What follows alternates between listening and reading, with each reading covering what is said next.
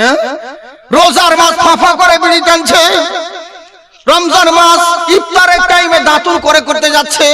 ওকে যদি জিজ্ঞেস করছি, চাচা একটু আগে যে তুমি বিড়ি টানছিলে, এখন আবার ইফতার করতে এসেছো, বলে অল্প বয়সে মৌলবি হয়ে গেছে। বাবা তুমি বুঝবা না যাচ্ছে।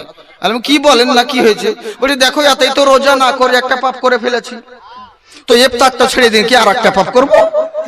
ইফতার চালাচ্ছি, এই তো হিকমত চালাচ্ছে, বুঝেছেন? গার্জেনকে জিজ্ঞাসা করছি, তোমার ছেলেকে বারণ করো, রোজা রাখে না, মুসলমানের ছেলে হয়ে নামাজ পর্যন্ত পড়ে না, তারাবিও যায় না, একটু সাধারণ করো। তখন গার্জেন বলছে, হুজুর দোয়া করেন, আল্লাহ যখন হেদায়েত করবে তখন হবে। ওবে তুই হেদায়েত কি মামার বাড়ির আবদার পেয়েছি যে তোর বাড়িতে ঢুকে আল্লাহ হেদায়েত করে দিবে? তোর মতন বান্দা এলেই বাকি, না এলেই বাকি, আল্লাহর কোনো যায় আসে না। এলে তোর ভালাই হবে, না এলে তোর খারাপই হবে। কিন্তু আমার আল্লাহর মজবুরি নয় যে কোনো বান্দার ঘরে ঢুকে তাকে হেদায়েত করতে হবে, অত জরুরি পড়েনি, দায় পড়েনি। কিন্তু আমার আল্লাহ অপশন দিয়েছে কি, বান্দা শোনো, আমি হেদায়েতের মালিক, কিন্তু আমার জরুরি নয় যে তোমার ঘরে ঢুকে হেদায়েত করব। তবে হ্যাঁ, কোন বান্দা যদি হেদায়েতের উদ্দেশ্যে আমার দিকে এক ধাপ এগিয়ে আসে, আমার কুদরত তার দিকে 10 ধাপ এগিয়ে যাবে।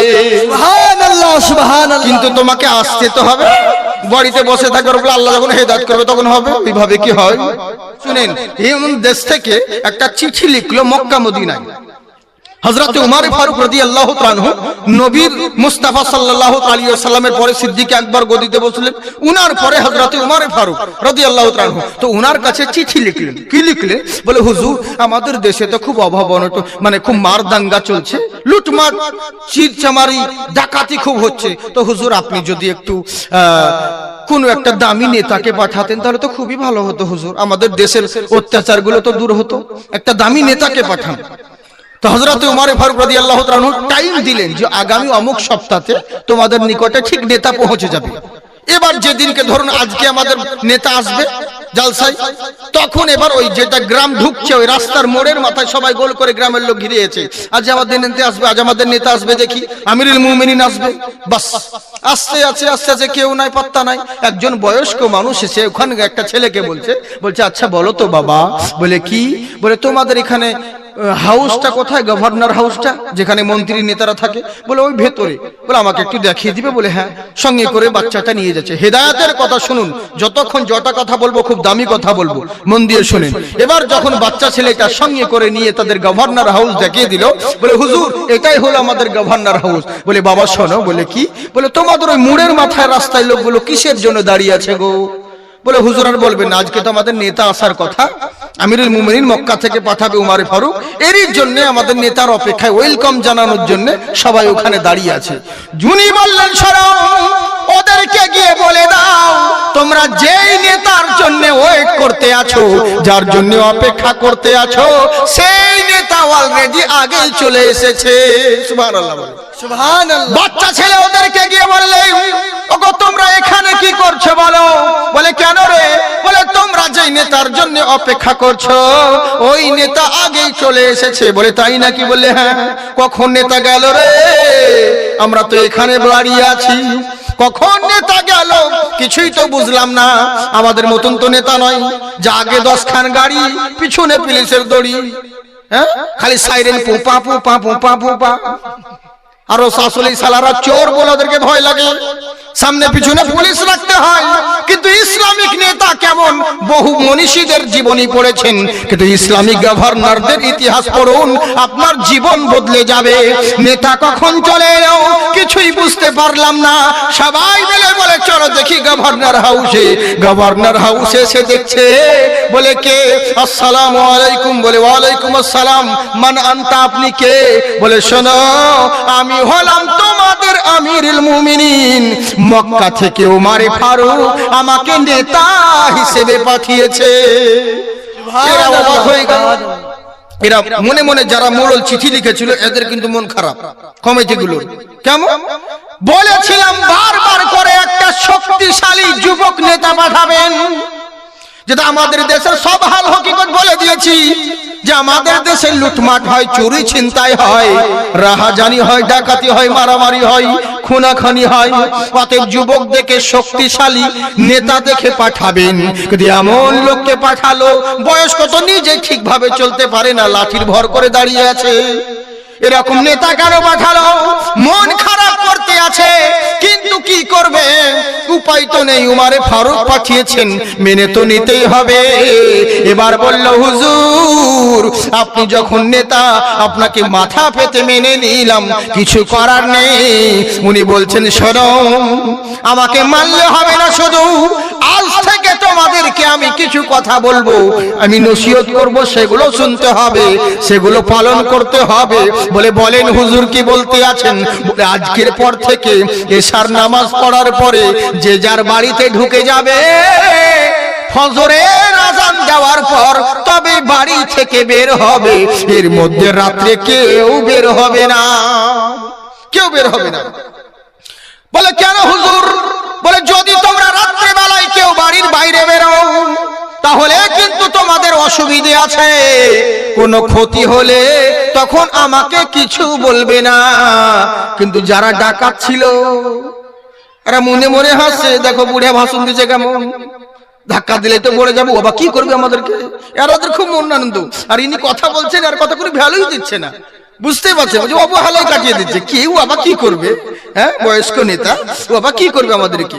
কিন্তু জানে না এই বেটা যে পৃথিবীর বুকে কাউকে বয়স্ক দেখে মনিও রাম, হাতিয়ার যতই থাকুক আর যত বড় ধন সম্পত্তি থাকুক না কেন, এগুলো কোনো মূল্য নেই।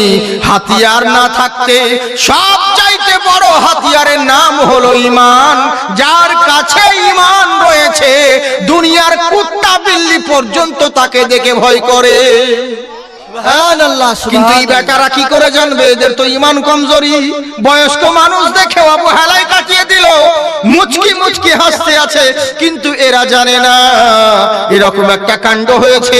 বনি ইসরাইল কওমের আল্লাহর আবিদ বান্দা ছিল, দিন রাত আল্লাহর ইবাদত করে, মনে মনে তার সামনে দেখলো গাছে কিছু লোক পূজা করতে লাগলো, গাছে পূজা করতে লাগলো। কিছু কথা আপনাদেরকে বলছি যেন বুঝতে পারেন যে হ্যাঁ ওটাই। গাছের পূজা করে, মন খারাপ হয়ে গেল, কি ব্যাপার রে, আল্লাহর জমিনে থাকছি, আল্লাহর খাচ্ছি, আল্লাহর নিয়ামত ভোগ করছি, আর এটা আল্লাহকে বাদ দিয়ে কেন গাছের পূজা করে। মনে বড় রাগ হয়ে গেল, কাকে বলবো আমি, কাকে নিষেধ করব, আমার কথা কেউ শুনবে না, আমি গরিব মানুষ, যাকে বলতে যাব ঘুরিয়ে আমাকে বাঁশ দিবে, কাকে বলবো কথা, তার মানে কাউকে বলবো না, চুপি চুপি যাব, গিয়ে গাছের গোড়াটাকে কেটে দিব, শিরিক করা বন্ধ হয়ে যাবে। এই মনে আল্লাহর আবিদ বান্দা ভাবলেন, বুঝলেন তো, মনে মনে চিন্তা করছেন যে সত্যি তোরে তাই করে শিরক করা বন্ধ হয়ে যাবে, যদি গোড়া কেটে দিই তাহলে তো শিরক করা বন্ধ হয়ে যাবে। ঠিক আছে, এবার করলো কি, আবিদ বান্দা, ইবাদত গুজার বান্দা, উনি কাঁধে কুড়াল নিয়ে চললো গাছ কাটতে। সামনে মিস্টার ইবলিস দাঁড়িয়ে গেছে, মানুষের বেশ ধারণ করে, বলছে, আসসালামু আলাইকুম। ওয়ালাইকুম সালাম। কোথায় যাচ্ছ ভাই তুমি? বলে, কেন? শোনো, তোমাকে বলছি গোপন কথা, তুমি তো আল্লাহওয়ালা মানুষ, টুপি দাড়ি তোমার কাছে আছে, কিন্তু তো জানে না যে শয়তান। বলছে, তোমাকে দেখে ভালো লাগছে, তবে শোনো ভাই, আচ্ছা বলো তো দেখি, আমরা আল্লাহর জমিনে থাকছি, আল্লাহর খাচ্ছি, আল্লাহর পড়ছি, আর আল্লাহকে বাদ দিয়ে যদি অন্য কাউরি উপাসনা করে মন খারাপ হবে কি না? বলে, হ্যাঁ নিশ্চয় হবে। বলে, ওই দেখো সবাই গাছের উপাসনা করছে, তাই আমি মনে মনে চিন্তা করলাম কাকে নিষেধ করতে যাব, কে আমার কথা শুনবে, তার মানে কেটে বাদ দিয়ে দিব, তাহলে সবই বন্ধ হয়ে যাবে। তাই নাকি? বললে, হ্যাঁ। বলে, আচ্ছা বলো তো ভাই, ও সব ঝামেলায় পড়তে যেও না। বলে, কেন? বলে, অন্য কেউ হলে বলতাম না, তুমি বড় আবিদ বান্দা, তোমাকে ভালোবাসি বলেই তো বলছি। শয়তানের টোপ দেখুন কেমন দিচ্ছে, তোমাকে খুবই ভালোবাসি যেহেতু তুমি আল্লাহর আবিদ বান্দা, তোমার মতন আমরা অত ইবাদত করতে পারি না, তুমি তো সারা রাত আল্লাহর ইবাদত করো। বললে, হ্যাঁ। বললে, শোনো, ও সব ঝামেলায় পড়তে যেও না। বলে, কি? বলে, তুমি কি কাজ করো? বলে, আমি সংসার কাটি জঙ্গলে, আর রাত্রে, বলে রাত্রে বেলায় ইবাদত করি, দিনে কাজ টাইম পাই না। তখন শয়তান বলছে, শোনো, তোমাকে বড্ড ভালোবাসি, আমাকে আল্লাহ অনেক ধন দৌলত দিয়েছে, আমি প্রত্যেক দিন তোমার বাড়িতে আমি দুটো করে সোনার আশরাফি দিয়ে দিব, দুটো দিরহাম পাঠিয়ে দিব, আজ থেকে তোমাকে গাছ কাটতে হবে না, চলে সোজা বাড়ি চলে যাও। জীবন বেঁচে থাকলে পরে কত ইবাদত করতে পারবে, আর জীবনটাই যদি না থাকে ইবাদত কখন তুমি করবে, সুযোগ পাবে না। বাড়ি চলে যাও, আজ থেকে গাছ কাটতে হবে না, গাছ কাটতে হবে না, বাড়ি চলে যাও। এ কিন্তু মানতে চাইলো না, বলে কুস্তি করব। বলে আমি শুনবো না তোমার কথা। বলে কি করবে? বলে লড়াই করো। ইনি বলছে আমি গাছ কাটবো, আর শয়তান বলছে কাটতে দেব না। দুজনের মধ্যে তর্কাতর্কি ঝামেলা আরম্ভ হয়ে গেল। ইনি তখন বলছে ঠিক আছে, গাছ কাটতে যাবে তুমি, আগে লড়াই করো, কুস্তি করো। বলে কি করতে হবে? বলে যে আগে জিতবে সে গাছ কাটতে যাবে, তুমি যদি জিতে যাও গাছ কেটে দিবে, আর যদি হেরে যাও বাড়ি ফেরত যেতে হবে। বলে ঠিক আছে, কোনো ব্যাপার নেই, করো কুস্তি। কুস্তি করতে লাগলো। কিন্তু শয়তানের সঙ্গে কি মানুষ পারে? কিন্তু আল্লাহর কুদরত, যদি ঈমান আপনার মজবুত থাকে সব দিক সম্ভব হবে। কুস্তি আরম্ভ হয়ে গেল। আল্লাহু আকবার, আল্লাহু আকবার। শয়তানকে চিৎ করে জমিনে ফেলে দিয়েছে, ওর বুকের উপরে আল্লাহওয়ালা বান্দা দাঁড়িয়ে গেছে। শয়তান বলছে মানবো না। আরেকবার করো। দ্বিতীয়বার করলো, দ্বিতীয়বারও তাই, তৃতীয়বার করো। তৃতীয়বারের বেলাতেও শয়তানকেও জমিনে ফেলে দিল, ওর বুকের উপরে আবিদ বান্দা দাঁড়িয়ে গেল। বললে শোনো, আমি তো জিতে গেলাম, এবার তো গাছ কাটতে দিতে হবে, এবার আমি যাব। বলছে আচ্ছা বলো ভাই, তুমি গরিব মানুষ, কেন লোকের ঝামেলায় পড়তে যাচ্ছ? কাল যদি আমাকে কেউ জিজ্ঞাসা করে গাছটা কে কেটেছে, আমি তো মিথ্যে কথা বলতে পারবো না, যেহেতু মুখে দাঁড়িয়ে আছে। আমি মিথ্যে কথা বলবো না, সত্যি বলে দিব, তোমার নাম করে দিব। লোকে এসে তোমাকে কেলাবে, তোমার বিবি বাচ্চার কি হবে এটুকু ভেবে দেখেছো? তুমি তো একাই নয় ভাই, তোমার উপরে তো আরো অনেক দায়িত্ব আছে ছেলের সংসারে। কেমন শয়তান টোপ দিচ্ছে দেখুন। সত্যি তো রে, ঠিকই তো বলেছে লোকটা, আমাকে ভালোবাসেই তো বলছে। বলছে শোনো, আজ থেকে তোমাকে কাঠ কাটতে হবে না, সারা দিন আগে তো শুধু রাত্রে ইবাদত করতে, আজ থেকে দিনে এবং রাত্রে 24 ঘন্টায় ইবাদত করবে, কোনো কাজ করতে হবে না। বলে সংসার চালাবো কেমন করে? বলে চারটি করে আশরাফি আমি তোমার বাড়িতে ঠিক পৌঁছিয়ে দিব প্রত্যেকদিন সকাল বেলায়, আর ইবাদত করতে হবে না। বাস যেমন এই কথা বলা, বাড়ি ফেরত চলে গেল, বাড়ি ফেরত চলে গেল। আল্লাহ রাসূল এটাই ভয় করেছিলেন যে কিয়ামতের আগে আমি ভয় করি না আমার উম্মতেরা শিরকে মুবতলা হবে, তবে এরা দুনিয়ার ধন দৌলত টাকা পয়সার মোহে পড়ে যাবে, দুনিয়ার লোভে পড়ে যাবে। হ্যাঁ, আর আমাদের ওইটাই হচ্ছে অবস্থা। কাকে শুনুন, আল্লাহর বান্দাই করলো কি, টাকার মোহে পড়ে চলে গেল। কিন্তু শয়তানের ওয়াদা কি সত্য হয়? শয়তানের ওয়াদা সত্য হয়? একদিন পয়সা পেল, দ্বিতীয় দিন আর পেল না, তারপরের দিন হয়ে গেল, শয়তান পয়সা দেয় না। অথচ আল্লাহ বলেন ইন্নাকা লা তুখলিফুল মিয়াদ, আমার ওয়াদা কখনো ভঙ্গ হয় না। কিন্তু আল্লাহর ওয়াদার পিছনে ছুটে বেড়ায় না মানুষ, মোল্লার ওয়াদার পিছনে ছুটে বেড়ায়। বলে না, আজ যদি কোনো নেতা বলে আমি তোমাকে এই দিয়ে দিব, ওর পিছন ধরে বেড়াবে। কিন্তু আল্লাহ যে বলেছে বান্দারে, ওরে একটা ভোটের এত দাম তুই ভালো করে জেনে গেলি, কিন্তু আমি যে বললাম 2 রাকাত নামাজের দাম তোর জিন্দেগির চাইতে বেশি দামি, কিন্তু আমরা ও কথাগুলোকে গুরুত্ব দিলাম না। বুঝলি? ই করলো কি, একদিন 2 দিন 3 দিন হয়ে গেল, শয়তান যখন পয়সা দিল না, রাগে এবার করলো কি, কুড়াল কাঁধে নিয়ে চললো, যাকে কারো কথা শুনবো না, গাছ কেটেই ফেলবো। বুঝলেন? আজ এবার চলে গিয়েছে, কুড়াল কাঁধে করে চলে গেছে। সামনে ওই শয়তান দাঁড়িয়ে গেছে, আবার ই কিন্তু এমনি করছে, আর ও রাস্তা গেছে। বলে কোথায় যাচ্ছ? কোথায় যাচ্ছ? বলে গাছ কাটতে। বলে না, যাওয়া হবে না। বলে আজকে কারো কথা শুনবো না, তুমি বেঈমান, মিথ্যা কথা বলেছো, আমাকে বললা পয়সা দিব আর দেওনি, 3 দিন হয়ে গেল, আজ তোমার কথা শোনা যাবে না, গাছ কেটেই ফেলবো, আজকে কারো কথা শুনবো না। বলে ঠিক আছে, তুমি গাছ কাটবে ঠিকই, কিন্তু গাছ কাটার আগে আমার সঙ্গে কুস্তি করতে হবে, লড়াই করতে হবে, জিতে গেলে তুমি গাছ কাটবে, আর যদি হেরে যাও তাহলে যেতে পারবে না। ই আল্লাহ ওয়ালা বান্দা বলছে কোনো ব্যাপার নাই, কর কুস্তি, 3 দিন আগে তোকে 3 বার আছাড় খাইছি, কর দেখি, কারণ জানে তো 3 দিন আগে দল কুস্তি হয়েছে, তুই তো জিতেছে, বলে কর কুস্তি দেখি, আজকে তোরই দৌড় দেখবো। আমাদের এরকম হয় না? আল্লাহ বলে শরীরের গরম দেখায়ও না, আমি শক্তি দিয়েছি বলে বেশি গরম দেখায়ও না। একবার যদি ডায়রিয়া করে দিই তোমার 12টা বাজিয়ে দেবো।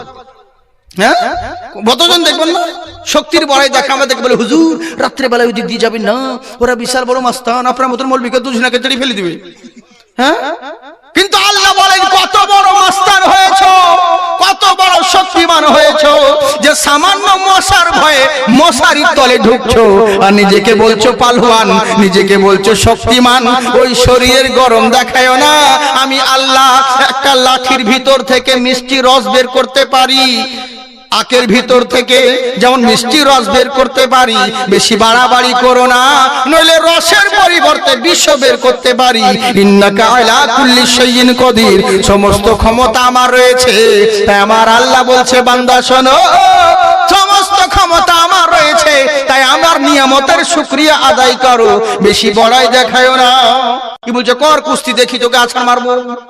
কুস্তি আরম্ভ হয়ে গেল, কিন্তু আল্লাহর কি কুদরত দেখুন। সেই দিনই এমন, আজকে কিন্তু বাজি পেলতে গেছে। সেই দিন আল্লাহওয়ালা বান্দা শয়তানকে জমিনে ফেলে তার বুকের উপরে দাঁড়িয়ে গেছিল। আজকে কুস্তির দিনে শয়তান করলো কি, আল্লাহওয়ালা আবিদ বান্দাকে জমিনে ফেলে দিল, ওর বুকের উপরে শয়তান দাঁড়িয়ে গেল, বুকের উপরে শয়তান দাঁড়িয়ে গেল। কি বলছে, মানবো না, আর একবার কর, বলে ঠিক আছে। দ্বিতীয়বার তাই হলো, আবার বলছে 3 বার সেদিন করেছিলাম, আজকেও 3 বার করতে হবে, বলে কর।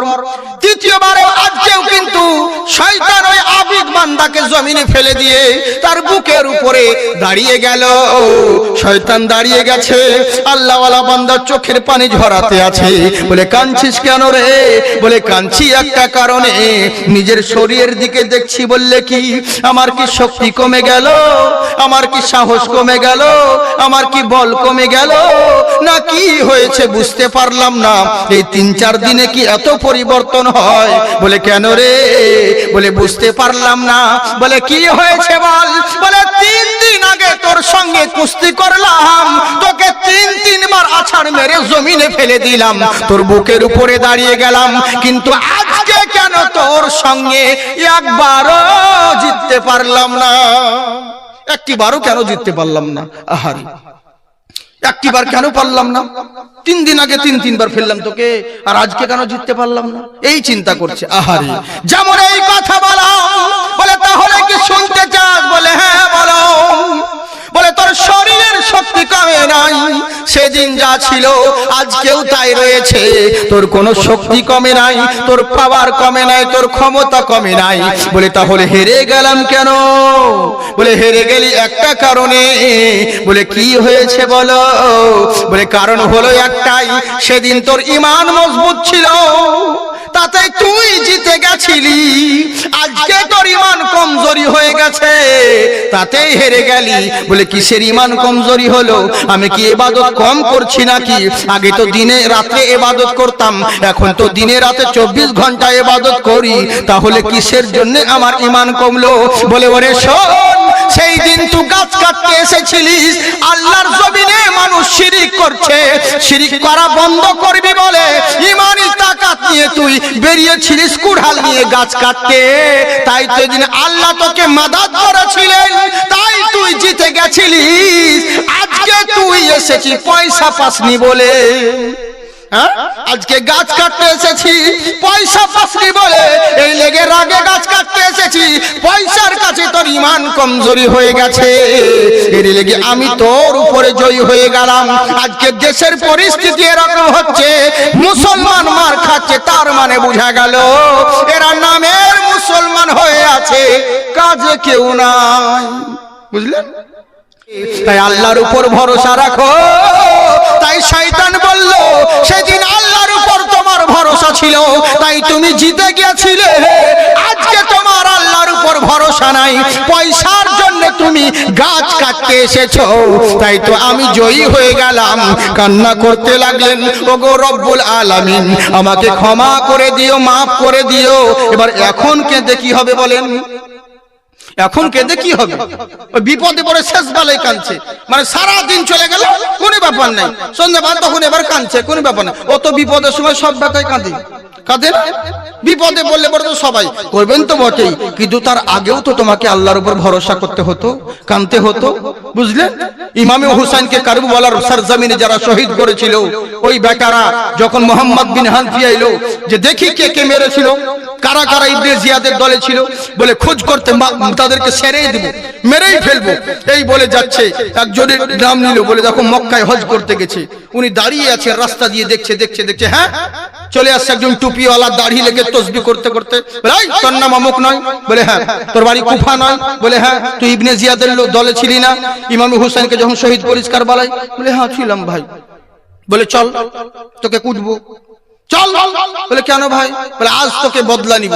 বলে দেখো ভাই, তো বাতিল্লা সব করে দিয়েছি ভাই, আর ও সব করিনি ভাই, ও তখন ভুল ভ্রান্তি শয়তানি চক্রান্তে পড়ে চলে গেছিলাম, দেখো আমি এখন হজ করতে এসেছি, সব তওবা করে দিয়েছি, এখন ভালো হয়ে গেছি। বলে ওরকম সাধু সাজলে হবে না, তবে তুই ভালো হসনি, তোর শরীরের শক্তি নাই তাই এখন ভালো হয়েছে। হ্যাঁ, তুই এখন কাকে ধাক্কা মারবি? তোকে তো লাত মারলে পড়ে যাবি তুই, তো তোর আবার কিসের ভয় করবি? যখন এখন যদি তুই ওই বয়স পেয়েছিস তো এখনো শয়তানি করতি। হ্যাঁ, এখন তোর উপায় নেই, হ্যাঁ এখন তোর উপায় নেই, এরই লাগে তোমার এই অবস্থা। চল, তেমনি বিপদে বিপদে পড়ে আমরা। হ্যাঁ হ্যাঁ বলবো গজল, বলবো বলবো, পয়সা দিতে বলিও তাহলে বলবো। জি জি জি, তো এই হচ্ছে ব্যাপার আমাদের। বিপদে যখন পড়ি তখন শেষ বেলায় বলি হায় রে মুসলমান, এরই লেগে তো আমরা বলি बगिया माह कोयल झूमे गाये मल्हार हो, बगिया माह कोयल झूमे गाये मल्हार हो, बगिया माह कोयल घूमे, बगिया माह कोयल झूमे गाये मल्हार हो, अमुना के घरवा देखो ऐलन सरकार हो, अमुना के घरवा देखो ऐलन सरकार हो, बगिया मह कोयल झूमे गाए मल्हार हो। শুধু এদের লেগে ভোজপুরি বলছি এক লাইন, তাই বুঝলেন তো? আপনাদের লেগেও আছে, যদি আপনারা থাকেন তাহলে বলবো मोहब्बते जोरे बोलें सुभान अल्लाह। के गोदिया में लेके बोली दाई हलीमा, गोदिया में लेके बोली दाई हलीमा, गोदिया में लेके बोले, गोदिया में लेके बोली दाई हलीमा, चम चम चम चम के देखो घरवा हमारे हो, बगिया मह कोयल झूमे गाये मल्हार हो। ताई हमारा अल्लाह रब्बुल आलमीन वाले बंदा सुनो, तेमनी दुनियार मोहे চিরদিন কাটিয়ে দিও না। আজকে জেনে রাখো, বিপদে পড়ে দোয়া করার আগে আগে আমি শরীর যখন সুস্থ রেখেছিলাম, তখন যদি নিয়ামত দিয়েছিলাম, তখন যদি তুমি কদর বুঝতে, তাহলে এখন যেই দোয়া করছো, আগে দোয়া করলে তার আগেই কবুল হতো। কিন্তু এবার করলো কি, বান্দা বিপদে পড়ে গেছে, তখন আল্লাহকে বলছে আল্লাহ দোয়া কবুল করো, আমি ভুল করেছি, অন্যায় করেছি, এই ভুল আর হবে না। আমার আল্লাহ তো রহমতের, আমার আল্লাহ হচ্ছে দয়াবান, আমার আল্লাহ হচ্ছে রহমতের সাগর। আল্লাহ রব্বুল আলামিন, তার করুণা হলো, তার দয়া হলো, কৃপা হলো, মহান রব্বুল আলামিন স্রষ্টা, তিনি করলেনটা কি, সেই বান্দাকে মাফ করে দিলেন। এখানে বোঝা গেল ইমানি শক্তি যার রয়েছে তারাই বড় বিদ্যমান হয়েছে। বয়স্ক হোক আর যাই হোক না কেন, ইমান যদি মজবুত থাকে, কোন মোল্লা যদি তোমার মাদাদ না করে, মহান আল্লাহ মাদাদ করবে। তাই জেনে রাখো, বয়স্ক দেখে কেউ অবহেলা করিও না। আমি বয়স্ক হতে পারি, কিন্তু আমার ইমান মজবুত আছে। গভর্নর হাউসে সকল লোকের সামনে যখন কথা কথা বলতে থাকে, ওগো তোমরা শোনো, আজকের পর থেকে তোমরা কেউ এশার নামাজ পড়ার পরে বাড়ির বাইরে বের হবে না। যদি বের হয়ে যাও তোমাদের নসিবে কষ্ট আছে, আমাকে তখন দোষারোপ করলে হবে না। যারা ডাকাত ছিল এরা তো হাসতে লাগলো, এই বয়স্ক মানুষ কি করবে। এখান থেকেই বলছিলাম, হ্যাঁ হ্যাঁ অসুবিধে নেই, যেখানে যাই আবার ঠিক জায়গা আসবো, চিন্তার কোনো কারণ নেই, বুঝলেন তো। তাই এবার করলো কি, বয়স্ক দেখে অবহেলা করিও না, ঈমান যদি মজবুত থাকে মহান আল্লাহ মাদদ করবে। এবার করলো কি, উনি বলছেন যা বললাম তাই মেনে শুনবে। কারো যদি অঘটন ঘটে যায়, দুর্ঘটনা হয়, তখন আমাকে কেউ দোষারোপ করবে না, আমি তখন কিছু বলতে পারবো না। আগেই সাবধান করছি, এশার নামাজ পরে বাড়ি চলে যাবে, ফজরের নামাজের আগে তোমরা আগে বাড়ির বাইরে কেউ বের হবে না। আর যদি রাস্তায় কাউকে দেখি তাহলে কিন্তু কপালে বিপদ আছে, এই কথা মাথায় রেখো। সবাই মাথা পেতে মেনে নিলেন। ডাকাত চোর যারা ছিল এরা মুচকি মুচকি হেসে চলে গেল, দেখাই যাবে কেমন বাহাদুর তুমি, চলে গেল, বুঝেছেন। যাকে সময় হচ্ছে, বলবো না ছেড়ে দেবো বলেন? বলবো, সত্যি বলছেন? আমার তো টাইম শেষ। হ্যাঁ গজল নাকি বলছে, বুঝলেন? হ্যাঁ আচ্ছা আচ্ছা আচ্ছা গজল, হ্যাঁ হ্যাঁ হ্যাঁ, না লোক তো আছে। ওরে কখন ওয়াজ যদি সেরকম করি না, আমরা অলরাউন্ডার, আল্লাহ হাজারো কোয়ালিটি দিয়েছে, যা নিবেন তাই পাবেন। যদি ওয়াজ করি তো কখন সকাল হবে বুঝতে পারবে না, কিন্তু করবো না তো, আমাকে মেলা দূর যেতে হবে। হ্যাঁ আমার শরীর, হ্যাঁ জি জি জি, কারণ ব্যাপারটা হচ্ছে আমি আপনাদেরকে একটা কথা বলি, আমার জানি না এখন প্রোগ্রাম করতে পারবো কিনা, তবে দোয়া করবেন আল্লাহ পাক আমার যেন সেরকম কিছু না হয়, কারণ মানুষের দোয়াটাই হচ্ছে লাখ টাকার চাইতে দামি। কিছুদিন পূর্বে আমার গালে একটা ইনফেকশন হয়েছে, এরই কারণে আমার মনে হয় প্রোগ্রাম যেগুলো নিয়েছি ক্যান্সেল করতে হবে, আর নইলে পরে দেখা যাক কি হচ্ছে। আমি তো আল্লাহর কাছে দোয়া করছি এই প্রোগ্রামগুলো মানে ছেড়ে দিই, তারপরে তখন দেখা যাবে। রমজান মাস ফ্রি আছি, তখন বাইরে যাব। জি জি জি ইনশাল্লাহ, আল্লাহুম্মা আমিন। আল্লাহ যেন, বাবজি বলেছে ভালো হয়ে যাবে, তো দোয়া করবেন আল্লাহ পাক যেন ভালো করে দিয়ে আমাকে আবার জালসার ময়দানে ফিরিয়ে নেন, বলুন আল্লাহুম্মা আমিন। যাই হোক, আপনারা আমার বাবা তুল্য লোক, চাচা তুল্য অনেক বয়স্ক মানুষ রয়েছেন, আমার ভাইয়েরাও রয়েছে অনেক, আল্লাহ পাক যেন আমাদের সকলকে আবাদ রাখেন, বলেন আল্লাহুম্মা আমিন। যাই হোক, যেটা আমি বলতে যাচ্ছিলাম, ইমানি মজবুত আপনাদের থাকতে হবে। তাই এবার করলো কি, ইনি বললে দিলেন সবাইকে, সবাই চলে গেল। ইনি বলে দিলেন, সবাই চলে গেল। এবার রয়ে গেল ওই বাচ্চা ছেলেটা। বাচ্চা ছেলে গভর্নর হাউসে দাঁড়িয়েছে, তোমাকে কি নতুন করে বলতে হবে? সবাই বাড়ি চলে গেল, এখন তুমিও যাও, তুমি কি দেখতে আছো? বলে হুজুর আমি কোনো জিনিস দেখছি না, আমি আপনার চোখের দিকে তাকিয়ে আছি। বলে কেন রে? বলে হুজুর এরই কারণে আপনার চোখের দিকে তাকাচ্ছি, আপনার চোখ আমার নবীকে দেখেছে, আমার নবীর চোখ আপনার চোখে পড়েছে, আমি আপনার চোখে আমার চোখ রাখছি, আমার নবী দেখার আশা পূর্ণ হচ্ছে। ওরে যে মানে না দিন রাত, দুনিয়ার বুকে জেনে রাখো নবীর সবচাইতে আশে লাগে মোহাব্বত। এরই লেগেই বলে নবীজিকে মানার মতন মানো, ঈমান আনো, নবীজিকে মানার মতন মানো।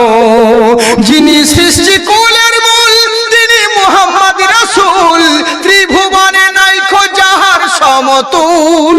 সুবহানাল্লাহ, যিনি ত্রিভুবনের মূল, যিনি সৃষ্টি কুলের মূল, তিনি মুহাম্মদ রাসূল, ত্রিভুবনে নাইকো যাহার সমতুল। নামাজ রোজা হজ যাকাত যত করো ইবাদত, সবার আগে নবীজিকে চেনো, নবীজিকে মানার মতন মানো, নবীজিকে মানার মতন মানো। তাই আমার বাচ্চা বলছে হুজুর আপনার চোখে আমি দিদার করতে আছি, আমার নবীর আশা পূর্ণ হয়ে যাচ্ছে। উনি বলছে বাবা শোনো, বলে বলেন হুজুর কি নামটা তোমার বলবে? বলে হুজুর আমার নাম হলো আব্দুল্লাহ। বলে তোমার কি বাবা মা নেই? বলে আছে হুজুর। বললে শোনো বলে কি বলতে চান? বলে তুমিও বাড়ি চলে যাও, রাত্রে বেলায় বাড়ির বাইরে বের হবে না, কিন্তু বাড়ি যখন যাচ্ছ আমি তোমাকে একটা জিনিস দিচ্ছি। বলে দেন হুজুর। একটা কাগজে কি না জানি লিখলেন, লেখার পরে বাচ্চার হাতে দিলেন আর বললেন বাবা বাড়ি যাওয়ার সময় রাস্তার ধারে জঙ্গলের যে কোনো একটা গাছে এই কাগজটা তুমি টাঙিয়ে দিবে, তারপরে বাড়ি চলে যাবে। এবার করলো কি, বাচ্চা চিঠি নিয়ে এলো, আসার পরে জঙ্গলে কোনো একটা গাছে লাগিয়ে দিয়ে এবার নিজের বাড়ির দিকে রওনা হলো। আর নবীর প্রতি দরুদ পড়তে লাগলো, নবীর প্রতি দরুদের নজরানা পেশ করছে। কেমন নবী চিন্তা করুন, যেই নবীর মতন কেউ হবে না। এরই লেগে আমি আপনাদেরকে বলবো আমাদের সকলকেই আল্লাহ পাক যেন বেঁচে থাকাকালীন নবীর রওজা জিয়ারত করার তৌফিক দান করেন, বলুন আল্লাহুম্মা আমিন।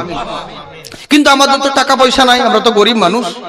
সবে অনেক মানুষ আছে, ইচ্ছে আছে নবীকে ভালোবাসে খুব, নবীর কাছে যাবার, কিন্তু যেতে পারে না। আচ্ছা বলেন, মদিনা গেলেই কি নবীর ভালোবাসা হয়?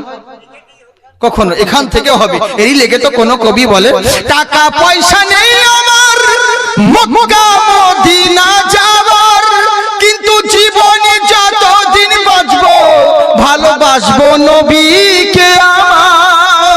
সুবহানাল্লাহ বলেন। টাকা পয়সা নেই আমার মক্কা মদিনা যাওয়ার, জীবনে যতদিন বাঁচবো ভালোবাসবো নবীকে আমার। ওগো আল্লাহ পরিবার দেখায় নবীর দিদার, এইটুকু সাদ মনে আমার আছে। নবী গো এই গরিবের কি বা করার আছে, মওলা গো এই গরিবের কি বা করার আছে। নবীর প্রতি দরুদ পড়তে পড়তে বাচ্চা বাড়ির দিকে রওনা হয়ে গেল। রাত্রি যখন বের হয়ে গেল, সকাল বেলায় ফজরের আজান দেওয়ার পরে যে যার ঘর থেকে রাস্তায় বের হয়, বের হতে আছে, দেখছে রাস্তায় আর পা বাড়ানো যায় না। চারিদিকে কোন লাশের বডি এখানে, কোন বডির মাথা ওখানে, কারো হাত গাছে টাঙানো রয়েছে, কারোর পা টাঙানো রয়েছে। গোটা রাস্তা রক্তে লেলিয়ান হয়ে গেল। সবাই আতঙ্কিত হলো। আতঙ্কিত হওয়ার পরে গভর্নর হাউসে এলো। বলে কি হয়েছে? সবাই মিলে গভর্নর হাউসে ঘেরাও করলো। বলে ওগো আমিরুল মুমিনিন, ওগো আমাদের নেতা, আপনি কি এখনো শুয়ে আছেন? এখনো কি ঘুমিয়ে আছেন? তাড়াতাড়ি বাইরে বের হন। উনি বেরিয়ে এসে বললেন কি হয়েছে তোমাদের, এত চিৎকার করছো কেন? বলে হুজুর আর বলবেন না, আমাদের দেশে অঘটন ঘটে গেছে। বলে বিপদ চলে এসেছে। কি অঘটন ঘটে গেল? কি না জানি বিপদ হয়ে গেল। বলে হুজুর আর বলবেন না, আমাদের দেশে কে না জানি হামলা করে দিয়েছে, কে না জানি বিস্ফোরণ ঘটিয়ে দিয়েছে। বলে কি হয়েছে খুলে বলো। বলে হুজুর বাড়ি থেকে বাইরে বের হচ্ছি, বাইরের রাস্তায় আর পা বাড়ানো যায় না, গোটা রাস্তায় রক্তে লেলিয়ান হয়ে আছে। কোন লাশের বডি একদিকে, কারো মাথা একদিকে, কারো ধর, কারো পা, কারো হাত নানান দিকে ছড়িয়ে ছিটিয়ে রয়েছে। ওগো হুজুর, কে না জানি আমাদের বিপদ ঘটিয়ে দিয়েছে, কে না জানি আক্রমণ করে দিয়েছে। উনি মুচকি মুচকি হাসছে, বলছে এরই লেগেই তো বলেছিলাম রাত্রে বেলায় বাড়ির বাইরে কেউ বের হবে না। এখন বোঝো ঠেলা। হুজুর তাহলে আপনি করেছেন নাকি? বুঝলেন? যেমন এই কথা বলেছেন, বলে হুজুর তাহলে আপনি করেছেন, আমরা তো ভাবছি অন্য কেউ বিপদ করেছে, তাহলে আপনি করেছেন মনে হয়। বলে না বাবা রে। বলে তাহলে এরকম হামলা কে করলো বলো? উনি বলছেন বাবা আমার শরীর দেখে কি তোমাদের মনে হয় এতজনকে আমি মারতে পারবো? বলে না, যেহেতু বয়স্ক লোক হাতির লাঠি নিয়ে তো আছে, কি মারতে পারবে? কিন্তু এরা জানে না আল্লাহ যারে চাই বাঁচাতে কে মারিতে পারে। পানির ভিতর অতল সাগর হতেও আসে ফিরে আল্লাহ। তুমি জাল্লে জালালাহু, শেষ হবে না তোমার গুণগান। সুবহানাল্লাহ বলেন। ও হয় আমার মাওলা গো, তুমি নীল দরিয়ায় রাস্তা গড়ো, ফেরাউনকে ডুবিয়ে মারো, মুসাকে করিয়ে নিলে ত্রাণ। নমরুদের অগ্নিবাণ খলিল দেখেন ফুল বাগান, নমরুদের অগ্নিবাণ খলিল দেখেন ফুল বাগান। নিমিষে ছিনিয়ে নিলে সাদ্দাদেরও ধনবান আল্লাহ তুমি জাল্লে জালালাহু শেষ হবে না তোমার গুণগান ইনি বলছে বাবারে আমার শরীর দেখে তোমার কি মনে হচ্ছে আমি কি এদেরকে মারতে পারি বলে না সে তো দেখে মনে হয় না কে দিল আচ্ছা একজন 100 টাকা দিয়েছে ও গজল বলতে হবে ওদিকে গজল বলতে হলে আমাকে দেয়নি ওদিকে দিয়েছে আল্লাহ যাই হোক তুমি তার নেকদানকে কবুল করো জলসাই জি জি হ্যাঁ তো কথা হচ্ছে কি আর গজল বলছি গজল বলার আসলে মুড থাকে তো মানে ব্যাপারটা যে পরিস্থিতি অনুযায়ী কেন বলেন তো দোয়া আপনি আমাকে যদি এশার মাগরিবের পর বা এশার পর দিতেন তখন ওয়াজ আলাদা হতো তারপরে মিডিলে দিলে তখনকার ওয়াজ আলাদা হতো লাস্টে দিয়েছেন এখনকার ওয়াজ আলাদা হবে কারণ বক্তব্য রাখলে হবে না বক্তব্যকে চারিদিকে ধ্যান দিতে হবে একটা বক্তাকে তবেই বক্তা হওয়া যায় খালি শুধু বলেই গেলাম সেটা নয় অনেক ব্যাপার রয়েছে আমি যদি সেরকম ওয়াজ করতে লাগি যে কয়জন আছেন ওইটাও পালাবে বুঝলেন তো এরই লেগে এরই লেগে আমি সেরকম ভাবে বলছি বুঝলেন তো বাবজি সোনামুখী আমার কিছু কিছু ওয়াজের সাথে অসহ হচ্ছে বুঝলেন তো চিন্তার কোনো কারণ নেই ওরে যা মশলা দিয়ে যাবো আমি প্রত্যেক জায়গায় তো জালসাই বলি আজকে এখানে আপনাদের এখানে প্রথম তো বহু জায়গা আছে একই জায়গাতে 3 বার 4 বার 5 বার করে জালসা করি সবাইকে আমি বলি যে আমাকে নিও না ভাই আর আমি জালসা করার পর 5 বছর টাইম দিই 5 বছর 5 বার জালসা করো দেখবা ঘুরিয়েছে আবার জাকিরকে চাইবা বুঝলেন তো অসুবিধে নেই হ্যাঁ কিন্তু তবু কারো ব্যাপারটা আছে ওই তো বললাম রিলের বক্তব্য আলাদা রিয়াল বক্তব্য হচ্ছে আলাদা বুঝলেন তো যাই হোক ইনশাআল্লাহ অসুবিধা নেই বাবজি সোনামুখী আমার শেষ সময় শেষ দোয়া নিয়ে আপনাদেরকে যেতে হবে একবার হাত উঠিয়ে বলেন আল্লাহু আকবার माशाअल्लाह एरी लेके तो बोले मुसलमाনের ছেলে शाहरुख न बनेगा न तो सलमान बनेगा सलमान बनेगा লোকে বলে মৌলবীরা মুসলমানের বাচ্চারা মাওবাদী উগ্রপন্থী তৈরি হয় আমি বলি শুন মুসলমানের বাচ্চারা কি তৈরি হয় शाहरुख न बनेगा न तो सलमान बनेगा सलमान बनेगा शाहरुख न बनेगा